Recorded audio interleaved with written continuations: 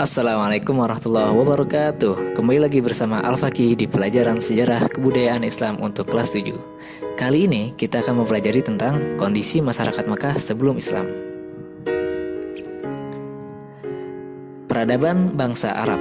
Sebelum peradaban Islam memecah di tengah-tengah masyarakat Arab, bangsa Arab sebenarnya telah mengenal kehidupan politik, sosial, ekonomi, bahasa, seni, dan penggunaan metode berpikir, meskipun masih sederhana.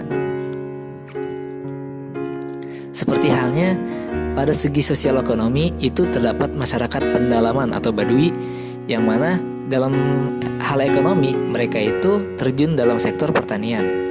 Adapun untuk masyarakat perkotaan itu melakukan perdagangan. Dan di Arab itu terdapat kota Mekah yang mana di situ terdapat pusat perdagangan yaitu pasar Ukaz yang dibuka di bulan-bulan tertentu. Dari segi sosial politik di bangsa Arab itu terdapat seorang syekh atau amir yang mengurusi persoalan dalam masalah perang, pembagian harta dalam pertempuran tertentu. Lalu dari segi ilmu pengetahuan, bangsa Arab juga telah mengenal ilmu pengetahuan.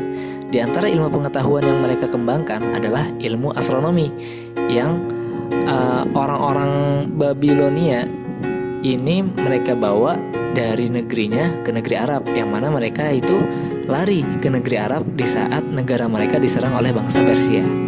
Selain ilmu astronomi, mereka juga mengembangkan ilmu meteorologi atau ilmu iklim untuk mengetahui suatu peristiwa berasal dari orang-orang Kaldam. Nah, yang ketiga, orang-orang Arab juga mendalami ilmu pengetahuan tentang pengobatan penyakit atau tabib. Nah, dan ini juga berasal dari orang-orang Kaldam.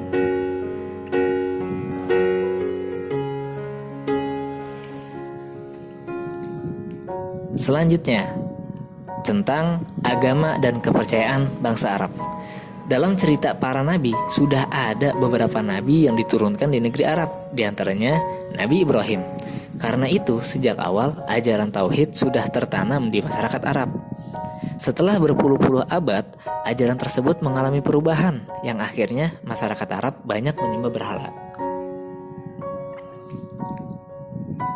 Bangsa Arab mulai menyembah berhala ketika Ka'bah di bawah kekuasaan Jurhum yang dipimpin oleh Amr bin Lubai dari keturunan Khuza'ah datang ke Mekah dan berhasil mengalahkan Jurhum. Kemudian Amr bin Lubai meletakkan berhala besar bernama Hubal yang terbuat dari batu ajuj merah berbentuk orang yang ditempatkan di sisi Ka'bah.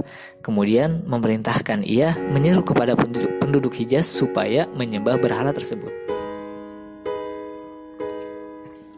Saat bangsa Quraisy berkuasa kembali di Hijaz, Ka'bah sudah penuh dengan berhala yang berjumlah lebih dari 360 buah.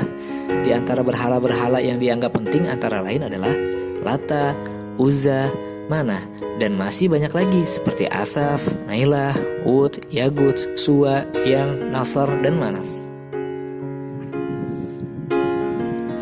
Selain menyembah berhala, bangsa Arab juga ada yang menyembah malaikat, bulan, bintang, dan matahari.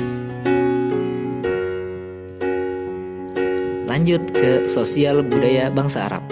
Bidang bahasa dan seni bahasa, orang-orang Arab sebelum Islam itu sudahlah sangat maju. Di antara poinnya itu adalah bahasa mereka sangat indah dan kaya. Lalu penyair sangat dihormati. Juga ahli pidato mendapat derajat tinggi seperti seorang penyair.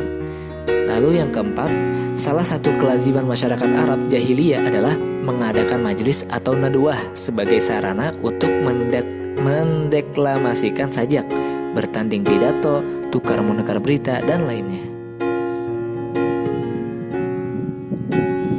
Selanjutnya mengenai politik masyarakat Arab sebelum Islam.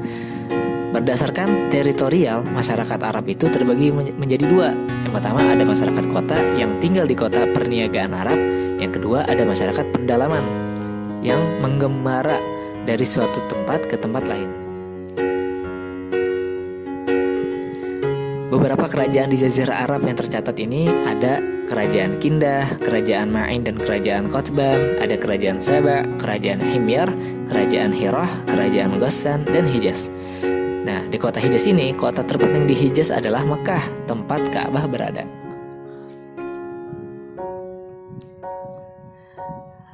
Di abad ke-5 Masehi, suku Quraisy itu berhasil merebut kekuasaan Mekah dan Ka'bah dari kelompok Khuza'ah. Mekah mengalami kemajuan di bawah kekuasaan Quraisy. Lalu, untuk mengurus Mekah dan mengamankan para peziarah yang datang ke kota Mekah, suku Quraisy itu mendirikan semacam pemerintahan. Nah, di dalamnya itu suku Quraisy juga mengatur urusan yang berkenaan dengan Ka'bah.